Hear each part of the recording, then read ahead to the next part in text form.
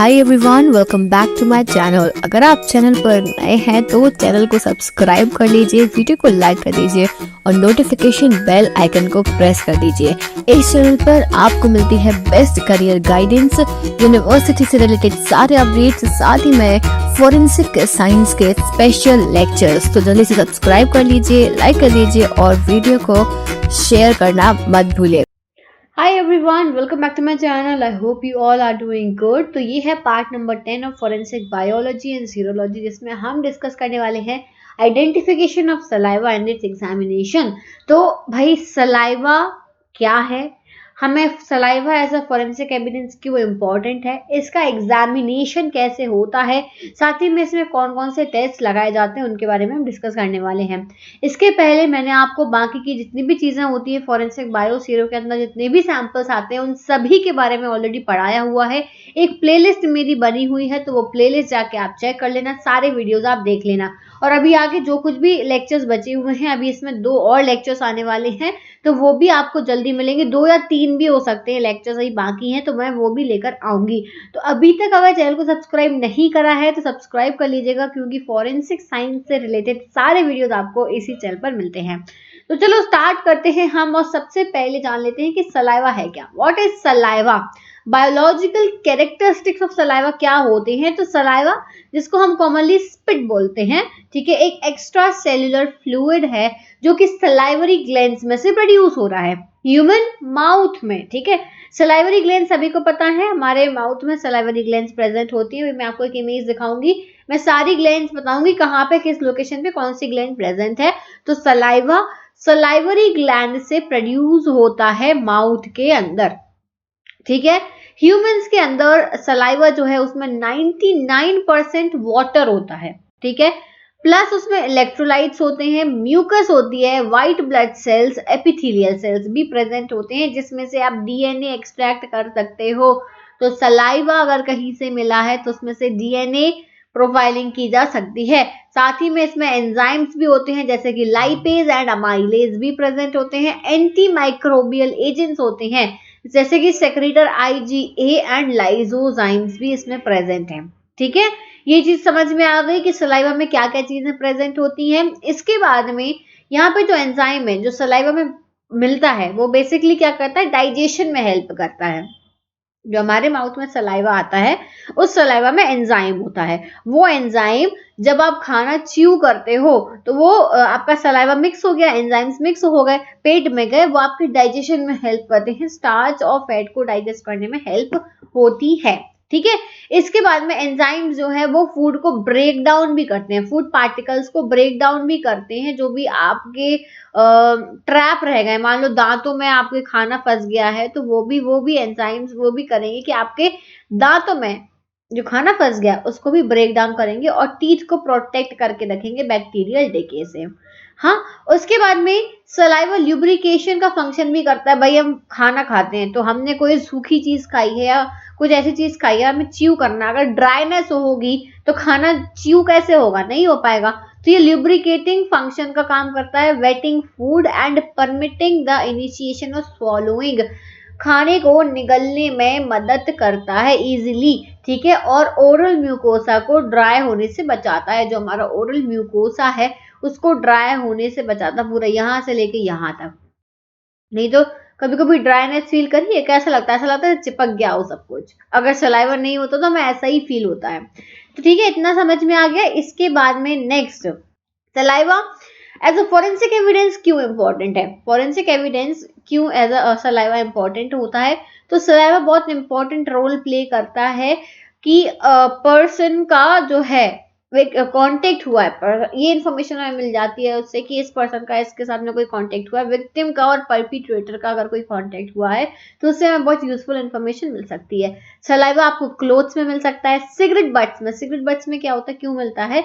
हमें कई बार crime scene पे सिगरेट बट मिलते हैं, क्योंकि अगर कोई क्राइम करने जाता है उस टाइम पे वहां पे क्या होता है कि इंसान डेफिनेटली डरता है, ऐसा कोई इंसान नहीं जिसको डर नहीं लगेगा। अब डर हटाने के लिए वो क्या करते हैं, वहां पे स्मोक करते हैं, सिगरेट ले ली, स्मोक करेंगे जिससे कि उनको जो है थोड़ा डर कम लगे, उनको जो एनर्जी फील हो सिगरेट पीने से। तो यूजुअली क्राइम सीन्स पर सिगरेट बट मिलते हैं। इसके बाद में बॉटल मिल सकती है, कप मिल सकते हैं, हैंकोचीफ्स भी मिल सकते हैं।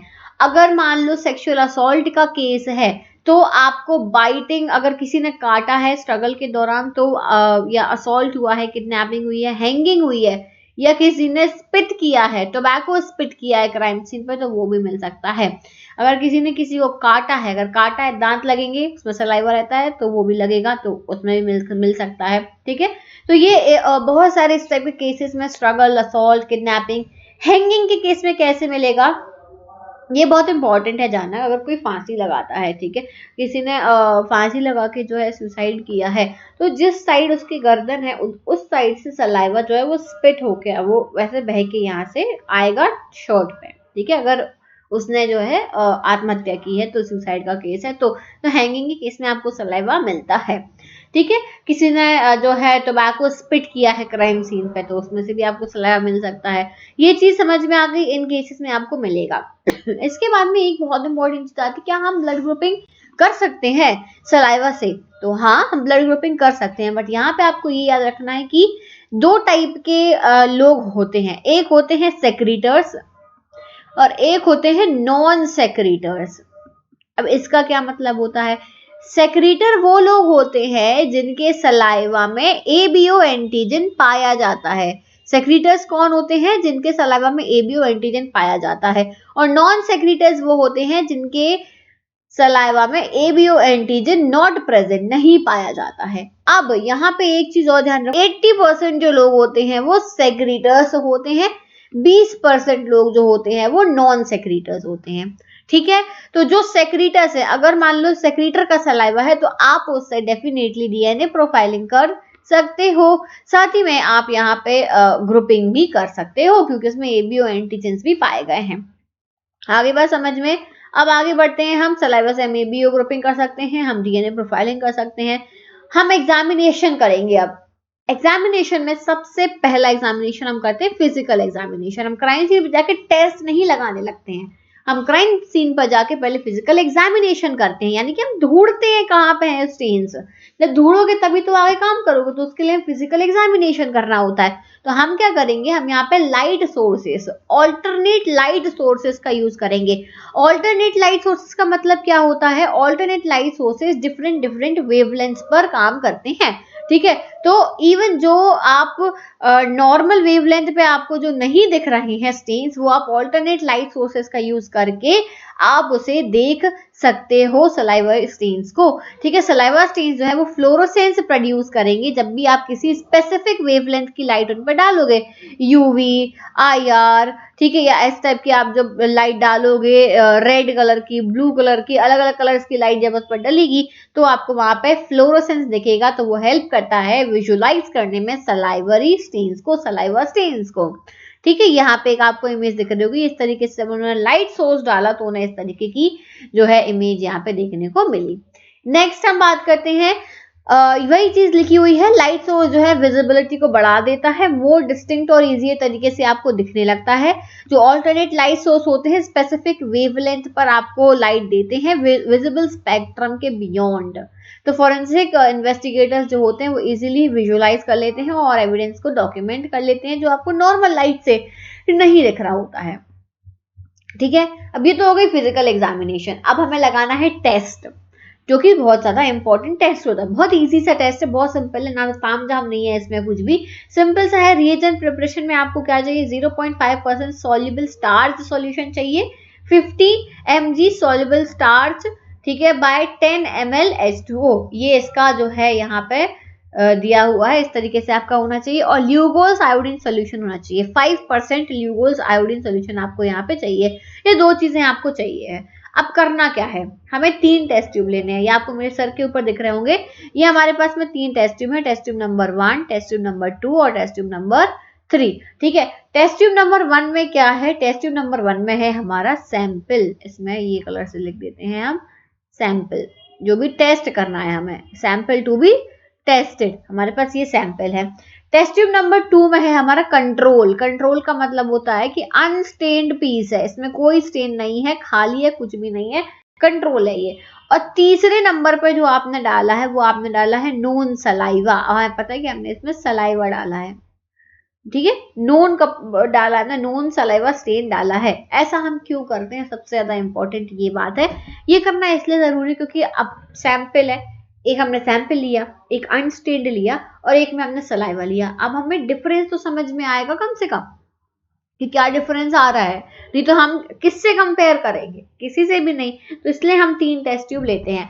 अब इसके बाद में आप क्या करो, इन तीनों टेस्ट ट्यूब में 1, 2 और 3 में 3 drops of soluble starch solution, ठीक है, 3 drops of soluble starch solution डाल दो हर इसमें, 1 2 3 1 2 3 1 2 3, ठीक है, 3 drops of soluble starch solution हमने डाल दिया।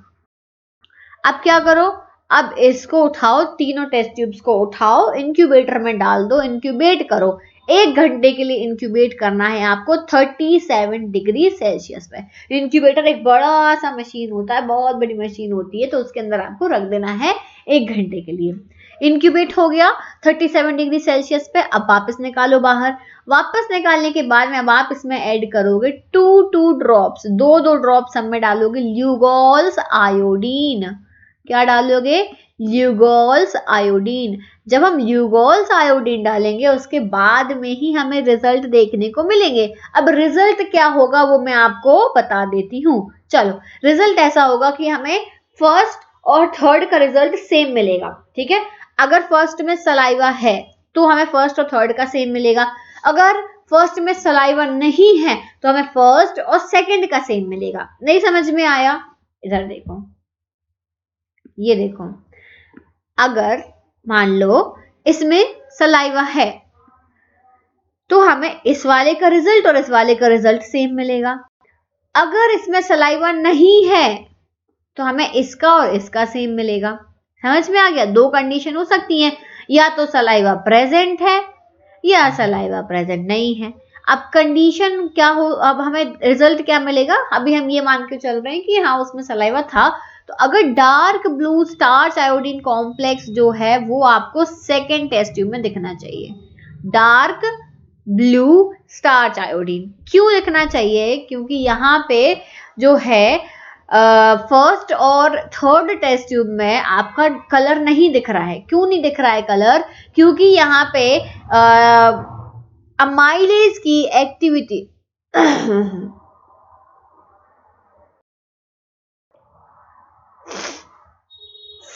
हटा देंगे।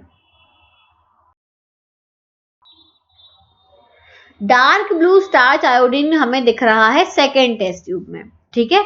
सेकेंड टेस्ट ट्यूब में क्यों दिख रहा है और फर्स्ट और थर्ड में क्यों नहीं दिख रहा है, उसका रीजन ये है कि जो स्टार्च था वो हाइड्रोलाइज हो गया। अमाइलेज ने क्या करा, वहां पे हाइड्रोलाइज कर दिया। सलाइवा प्रेजेंट था इसीलिए उसने ब्रेक डाउन कर दिया, स्टार्च आयोडीन सॉल्यूशन को ब्रेक कर दिया, तो वो कलर ही नहीं दिख पाया। लेकिन सेकेंड टेस्ट ट्यूब में तो सलाइवा था ही नहीं, तो उस स्टार्च को कौन तोड़ता, तो कोई तोड़ने वाला नहीं था, इसलिए उधर डार्क ब्लू कलर जो वो किसका, स्टार्च आयोडीन का जो कलर था वो दिख रहा है। लेकिन जैसे ही हमने फर्स्ट में और थर्ड में डाला तो उसमें सलाइवा प्रेजेंट होने की वजह से वहां पे कॉम्प्लेक्सिंग नहीं हो पाई, स्टार्च हाइड्रोलाइज हो गया और वो कलरलेस हो गया, कलर जो था वो नहीं दिखा।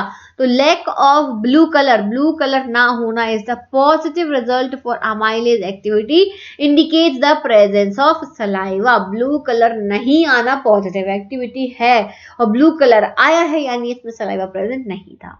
समझ में आ गई बात, इतना सिंपल सा इसमें एक्सपेरिमेंट था, ये आपको ध्यान रखना है। इसके बाद में इसका फॉरेंसिक सिग्निफिकेंस की बात करें हम सलाइवा की, तो सलाइवा जो है एक बहुत इंपॉर्टेंट बायोलॉजिकल एविडेंस हो जाता है इसकी यूनिक कॉम्पोजिशन की वजह से, और ये आपको एक इंडिविजुअल की सारी इंफॉर्मेशन दे सकता है।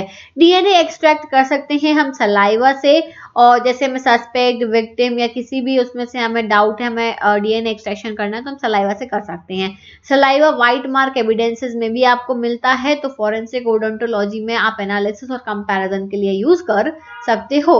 इसके भी अलावा सुन लो, सलाइवा जो है वो ह्यूमन सलाइवा को डिफरेंशिएट करने में हेल्प कर सकता है अदर स्पीशीज से, जब आपको करना हो डाउट हो कि ह्यूमन सलाइवा है या नहीं है।